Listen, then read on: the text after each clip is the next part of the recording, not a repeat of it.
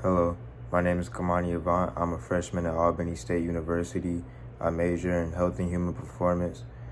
I'm on the ASU track team, long distance runner, 1500, 3K steeplechase, my main events. Been running track all high school, but I have a deep history in sports throughout my whole life.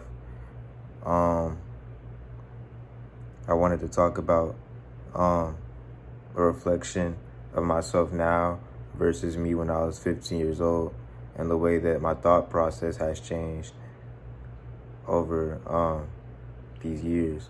So when I was 15 years old, the way I perceived love and relationships, to be honest, I didn't think love was real when I was 15. And I didn't believe in love because at that time, every relationship that I've been in had ended quick. Because, when you're younger and you're coming out of middle school or coming into high school, freshman year, sophomore year, maybe some of junior year, you don't really have a good grasp of what love and relationships is like yet. Some people might think that they mature faster and that they've experienced love earlier on, which is cool. But me personally, when I was in 9th and 10th grade, I didn't really know what love felt like. So in my mind, the concept of love was fake, and I didn't really think that love was real because I didn't understand what it was as a thing. But now that I'm older, I understand that love isn't what I used to think it was, and love is actually a real thing. It's just I just perceived it differently than what it actually is. My perception on education has also changed though, because when I was 15, I'm gonna be honest, I didn't even want to go to college. My goal was to graduate high school, barely getting by, and to just do my own thing, probably start a business or something. But when I started running track, I started running when I was around, I started running when I was 15. So it was actually this age when I started running. But made varsity, I got good at the sport. I kept on running. I started working my way up in the rankings for the school or whatever. So I went from having like the 300th fastest time to having the second fastest time in program history by the time I was 16 years old. So as a junior, from sophomore year to junior year, I went from being like number 300 on the leaderboard to being number 2 on the leaderboard, and I was only number 2 by like 5 seconds. So I was around 5 seconds away from the school record. So when I got there, I started thinking about college because I was thinking to myself, like, you know what, maybe this isn't so bad, and if I can go to college, I can keep on running after high school, because this was around the time when I started to like really form a love for track. Now I love track ever since I started running it, but this was around the time when I was like, okay, I can actually do this. It was around that time. And I was also thinking of like professions that will like kind of go with like me running track, or it will kind of go with like what I'm already interested in with athletics. So I started looking into physical therapy, sports physician, sports medicine and stuff like that. And I started getting interested in those fields, and I started studying those on like my own time. And I decided that that's what I wanted to major in college. And then my senior year came around, and like I said before, I was second in program history for the 1600, and I was around 11th in program history for the 3200. My senior year rolled around.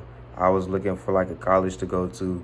I couldn't find a college to go to, so I had like a lot of offers from PWIs, and I wanted to go to college at this point, because at this point I was 17 years old. When I was 15, keep in mind, I didn't want to go to college.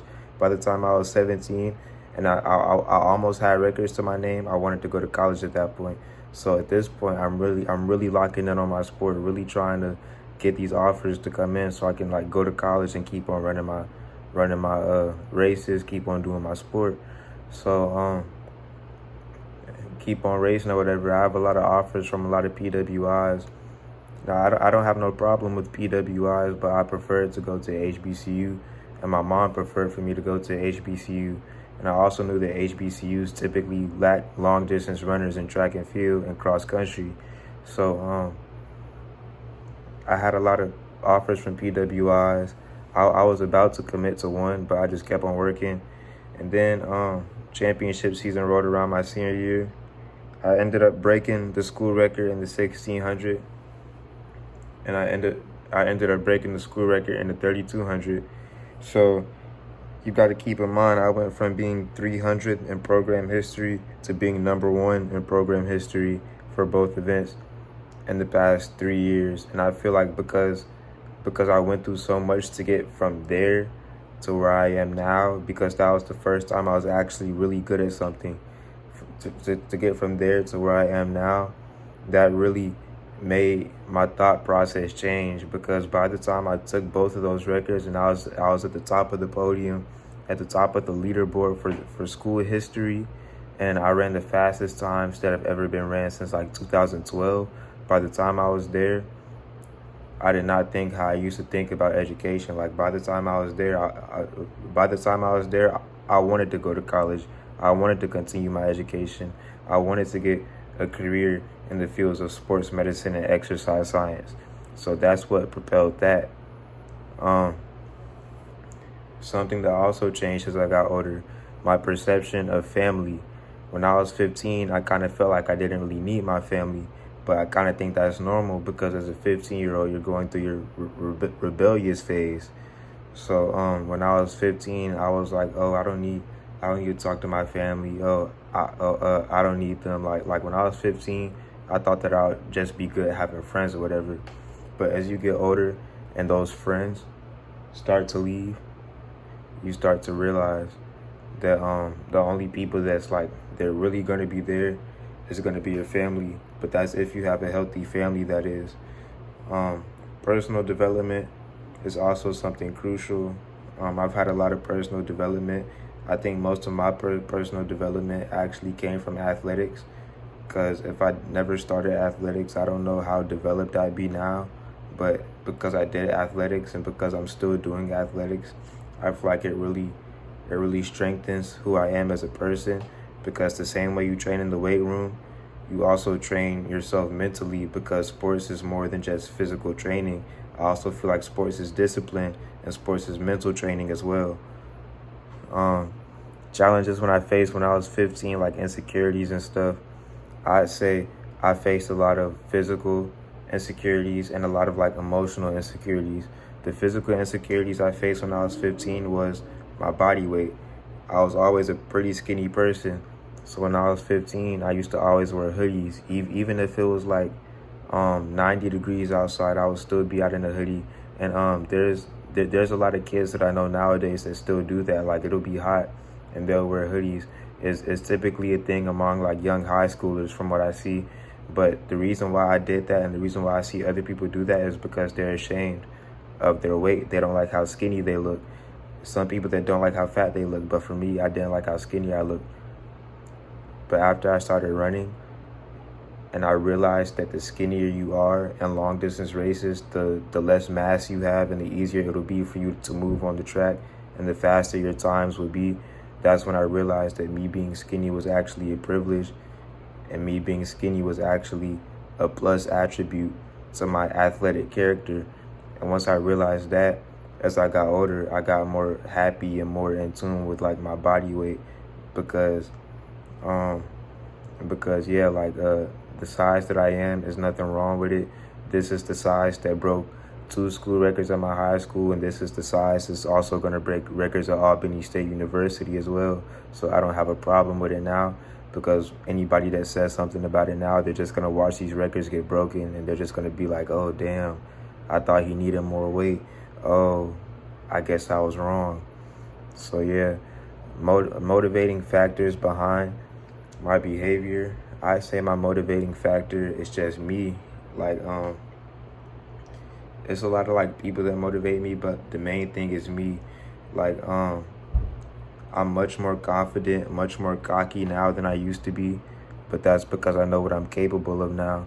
When I was younger, 15, and I didn't really have anything to my name, I didn't really know what I was capable of. So it would be hard for me to say, oh yeah, I'm gonna do this, this, and this, because I never did that before. So like I can't say I'm gonna do this, this, and that, if I never did anything like that before, because I'm just saying that I'm going to do something. I don't know if I can do it. But now when I tell you, oh yeah, I'm going to break this record, and that record, I actually mean that, because I've broken records before. At a previous school, I still broken records before, and I know what it feels like to go from not really being known at all to being very known, and from being like mediocre to actually being the best. I know what it feels like to go from that. So now my motivating factor is me, because I know what I can do now. I know that my ceiling is limitless. I just feel like the more I proceed through my athletics, the more wide range my mind becomes, and the more that I feel like I can accomplish pretty much anything, for real. Because the more that I win, the more confident that I become, and the more motivating that I get. Because I'm gonna also go back to the records that I broke in high school.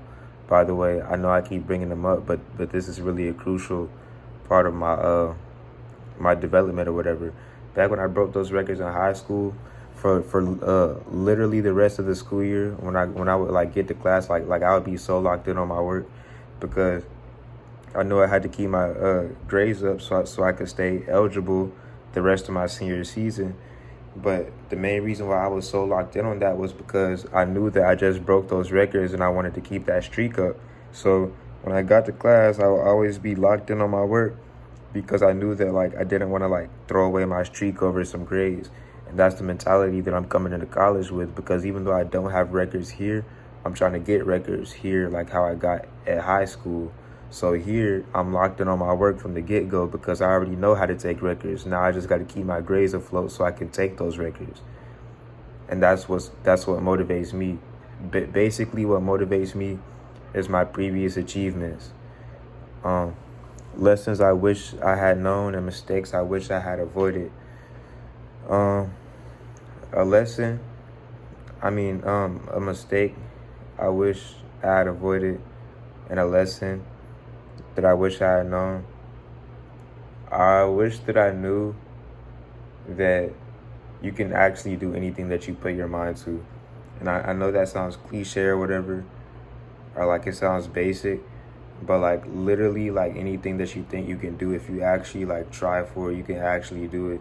And it's so much stuff that a couple years ago, if I thought about like myself doing it, I would not have thought that I'd be able to do it. But like now I'm standing here, and like I've done certain stuff that like there's literally some things that I've done that I still think about to this day. Like, damn, how did I accomplish that? Damn, I still don't believe that I did that. Damn, I still don't believe that I accomplished that. And it's just like that. Mistakes I wish I'd avoided. I really don't wish that I avoided anything, because I feel like everything happens for a reason. So all the mistakes that I have made, I learned from those mistakes, and those mistakes helped me become a stronger person and a stronger individual of who I am today. So I feel like without those mistakes, if I avoided those, I wouldn't be the person that I am today. So I don't regret anything, because I feel like everything that has happened, that's stuff that had to happen in order for me to like be right here where I am today.